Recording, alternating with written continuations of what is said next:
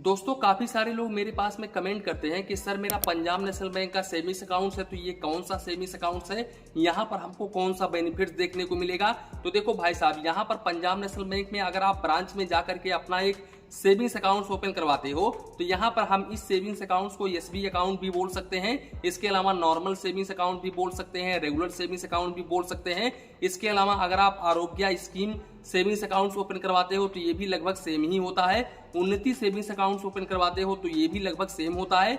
अब यहाँ पर अगर हम कुछ बेनिफिट्स और हिडन चार्जेस के बारे में बात करूं तो यहाँ पर सबसे पहले आपको 2.70% से लेकर के 3% तक का interest rate Punjab national bank में देखने को मिल जाता है। दूसरी बात, पंजाब नेशनल बैंक DICGC से इंश्योर है, यहाँ पर आपका 5 लाख रुपए तक का अमाउंट बिल्कुल सुरक्षित है।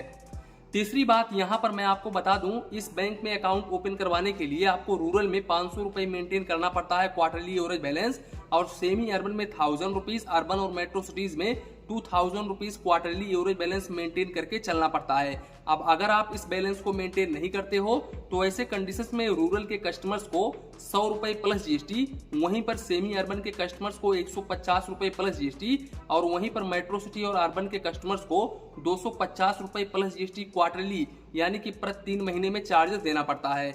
इसके अलावा पंजाब नेशनल बैंक अपने अकाउंट के अकॉर्डिंग चेकबुक प्रोवाइड करता है बिल्कुल फ्री ऑफ कॉस्ट में। अब यहाँ पर किसी सेविंग्स अकाउंट्स के ऊपर आपको 20 पेज का चेकबुक पर फाइनेंशियल ईयर बिल्कुल फ्री में देखने को मिल जाता है।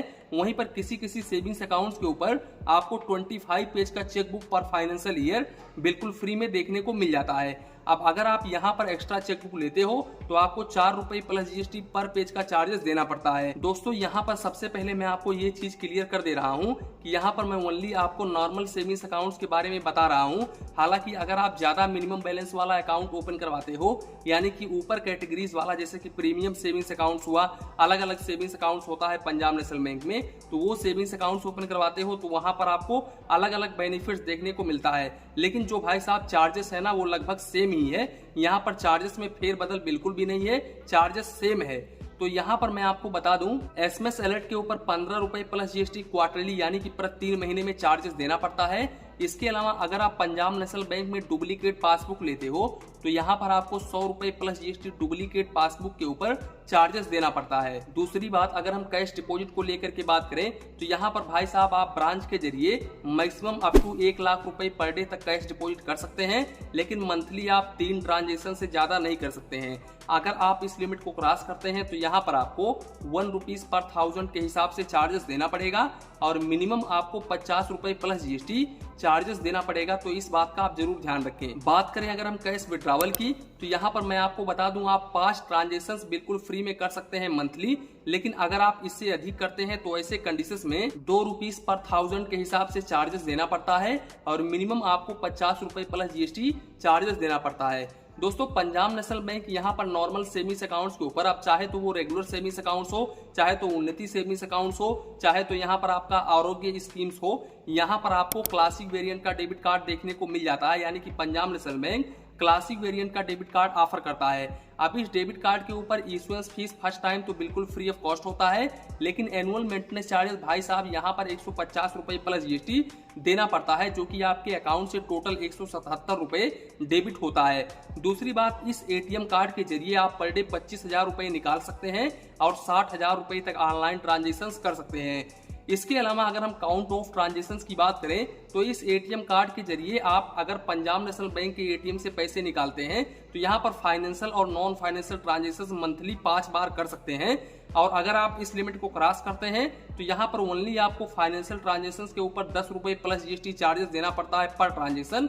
वहीं पर नॉन फाइनेंशियल ट्रांजेक्शंस के ऊपर कोई भी चार्जेस आपको नहीं देना पड़ता है। दूसरी बात, अगर आप इस ATM कार्ड के जरिए किसी दूसरे बैंक के ATM से पैसे निकालते हैं या फिर बैंक बैलेंस चेक करते हैं तो यहाँ पर भाई साहब मैं आपको बता दूं, मंथली आप 5 फाइनेंशियल और नॉन फाइनेंशियल ट्रांजेक्शंस कर सकते हैं, और मेट्रो सिटी से टोटल 3 फाइनेंशियल और नॉन फाइनेंशियल ट्रांजेक्शंस कर सकते हैं। अब यहाँ पर अगर आप इस लिमिट को क्रॉस करते हैं तो ऐसे केसेस में आपको फाइनेंशियल ट्रांजेक्शन के ऊपर 21 रुपए प्लस जीएसटी पर ट्रांजेक्शन और नॉन फाइनेंशियल ट्रांजेक्शन के ऊपर 10 रुपए plus GST per transaction charges देना पड़ता है। दूसरी बात भाई साहब, अगर आप इस एटीएम कार्ड के जरिए किसी भी एटीएम मशीन से पैसे निकालते हो और उस वक्त आपके अकाउंट में बैलेंस ना होने की वजह से आपका ट्रांजेक्शन डिक्लाइन हो जाता है, तो ऐसे कंडीशंस में आपको डिक्लाइन ट्रांजेक्शन के ऊपर 15 रुपए plus GST per transaction charges देना पड़ता है। तो दोस्तों ये था पंजाब नेशनल बैंक का नॉर्मल सेविंग्स अकाउंट्स। अभी सेविंग्स अकाउंट्स को आप कहीं से भी ओपन करवाओ, यहाँ पर आपको चार्जेस इतना ही देना पड़ेगा, इसके अलावा बेनिफिट्स ही इतना देखने को मिलेगा। तो दोस्तों यहीं पर वीडियो को एंड करते हैं। वीडियो पसंद आया हो तो प्लीज वीडियो को एक लाइक करिए और अपने चैनल फाइनेंस बैंकिंग को सब्सक्राइब करिए। मन में कुछ डाउट हो, कंफ्यूजन हो तो प्लीज कमेंट करिए। धन्यवाद, मिलते हैं नेक्स्ट वीडियो में।